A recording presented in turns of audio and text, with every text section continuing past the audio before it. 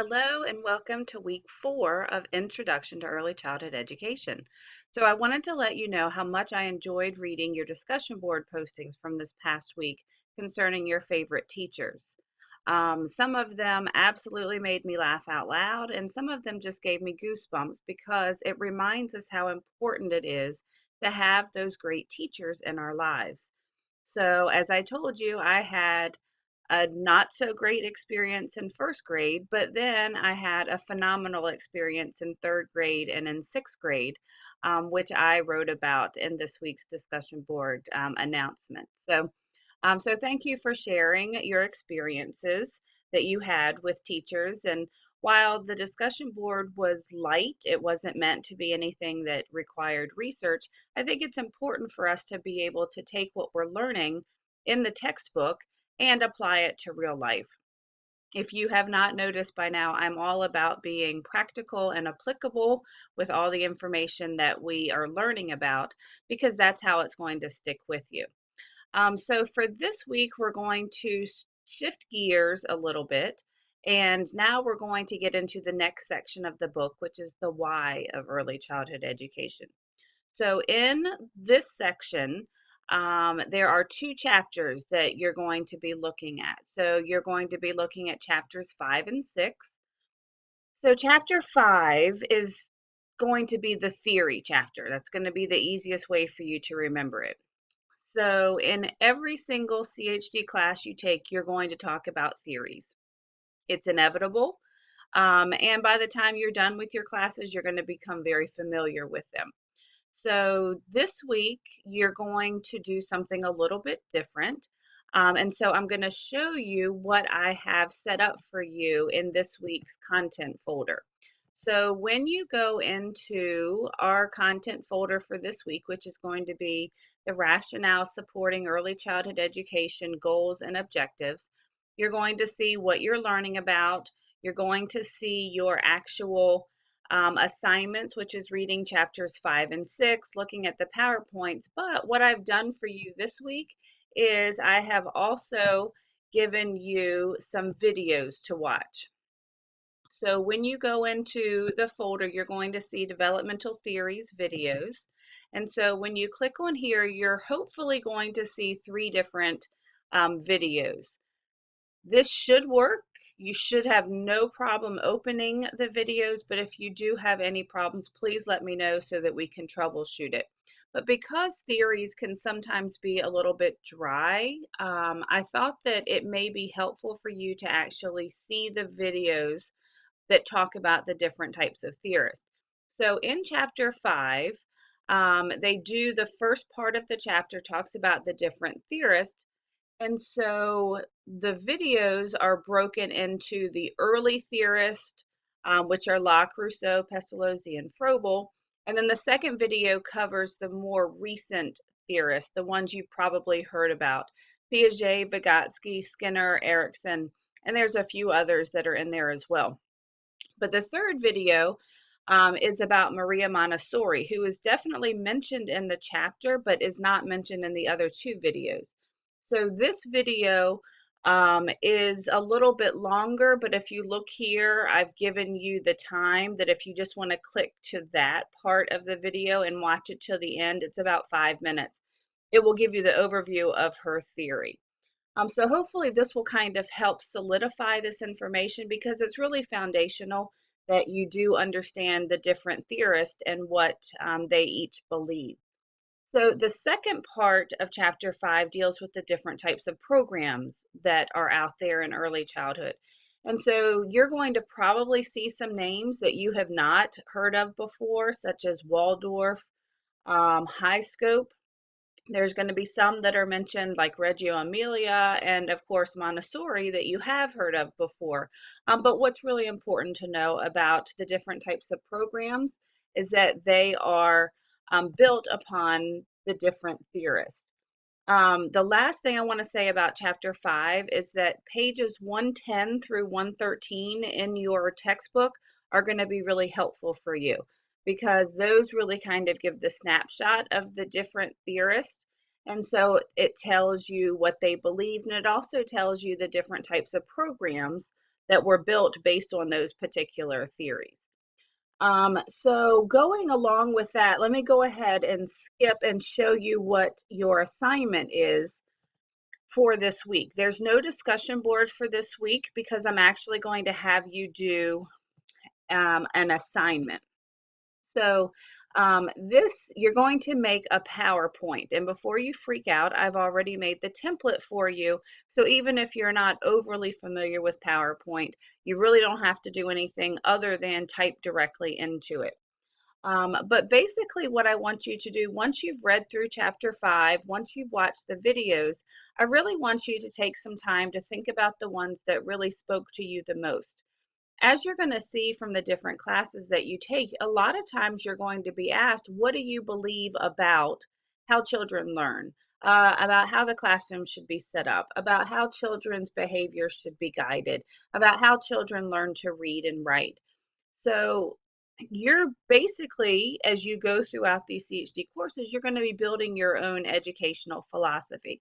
So what I want you to do after learning about all of the different theorists is I want you to choose the 3 that really spoke to you the most. They can all be early theorists, they can all be more recent theorists, it can be a combination. But I want you to really think through why you really identified with these particular theorists. And so I will show you the template that I created for you. But really, this is just going to be you starting to solidify what you believe and why you believe it.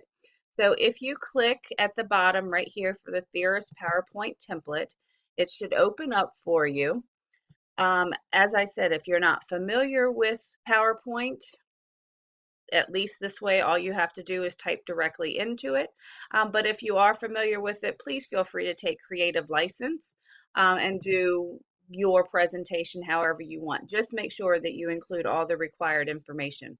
So as always, make sure that you click the Enable Editing button because that will let you go ahead and just type directly into what I already have for you. But make sure you put your name on it, obviously. But what you're going to see is on each slide, I've already told you what you need to put on that slide. So the first thing I want you to tell me is why is it important to have developmental theories for early childhood education? The chapter is going to give you some of that information, but your own personal experience can also play in here as well. And so the next 3 slides are just going to be the 3 different theorists that really spoke to you. So each one of the next 3 slides just is a place for you to say why you liked that particular theory, why you believe it, have you seen it in action, does it work for you? So this is, if you look here, this is theorist 1. When you go to the next, theorist 2, and then theorist 3. And then I want you to kind of wrap it up and tell me how are you going to make sure that your own personal theory is recognizable in the classroom. So take, for instance, Montessori. So it's very evident, not just from the names of programs, but from the way the program is set up, the way the classroom is set up. You can tell that they are using Montessori's beliefs. So once you've kind of decided what you believe, how are you going to make sure that that's very evident in your classroom? And then finally, just kind of wrap it all up with a pretty bow. You can do a concluding paragraph that just reiterates what you've already said before, just kind of pull it all together.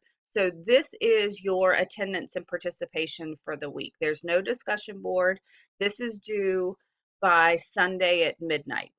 So hopefully it's not going to be something that's going to take a tremendous amount of time, but I really think this is something that's going to help solidify why you believe what you believe. So that takes care of chapter 5. So the other chapter that you're going to do this week is chapter 6. And so chapter 6 is talking about goals, objectives, standards, evaluation. So normally nobody likes the word assessment because they think of the word test. But what you're going to find, especially in early childhood education, is that the best form of assessment is observation. Every single CHD class that you take requires you to do an observation, focusing on a different part of development in children. So, one of the things that is also mentioned in the chapter talks about standards, which is another word that nobody likes because in the state of Virginia, we normally think of standards as the SOLs. But in early childhood education, there are some other standards that are used that are developmentally appropriate for children. And I've placed those in the content folder for this week. So you will see something called the milestones, and then you have the foundation blocks. So milestones are used for children from birth to age 5. Foundation blocks are only for 4-year-olds in the state of Virginia. And so when you click into the milestones, it's going to open up as a PDF. You're going to see exactly the way a hardback book would be in this format as well. But the one thing that I wanted to point out to you about the milestones is I like to think of it as they're set up as color coded. So you can see that each one of the sections has a different color. And you're going to find in a couple of weeks, we're going to start talking about the different domains of development, and that's exactly how the milestones are set up. So the social and emotional development domain is yellow. The approaches to learning domain it's actually supposed to be pink, but it shows up a little bit purple here. Language and literacy is blue. Cognition and general knowledge is red. Fine arts actually is purple, and physical development and health is orange. And so the entire book is set up that way. So you can always find what domain they're talking about by the color. Real quick, the other thing, just so you kind of understand how these standards are set up, is let me get to the overview. So social and emotional development is the first domain that's mentioned. And so what you're going to find is that they have different strands, and you can see that they're all different, but they all fall under the social and emotional development domain. But strand 1 is relationships with others, strand 2 is learning about self, and strand 3 is expression of feelings and self-regulation. And then underneath each of those, these are the actual standards. So the standard is going to be the letter with the number. And the last thing, and as you go through the milestones, you'll be able to become more familiar with them, but they are arranged from youngest to oldest. So you can always expect the ones and the twos, sometimes the threes, to be in the earliest ages. So normally birth to 18 months. You can normally expect, well, you can always expect the higher numbers, especially always the last ones. Those are going to be for your 48 months and older. So take some time learning about how the milestones are set up. The foundation blocks are also set up by domains, but it's not nearly as lengthy because it's only for 4-year-olds. Um, these are going to be documents that you need to become very familiar with because you're going to be using them when you write lesson plans. You're going to be using them when you do some of your observations. So just take time to go through them to try and learn how they're set up, what is developmentally appropriate for each of the different age groups, and just become familiar with them so that you'll be able to use them not only in this class but in other classes as well. So I think that takes care of week 4. Hopefully everything's going to be set up so that it is easy for you to understand.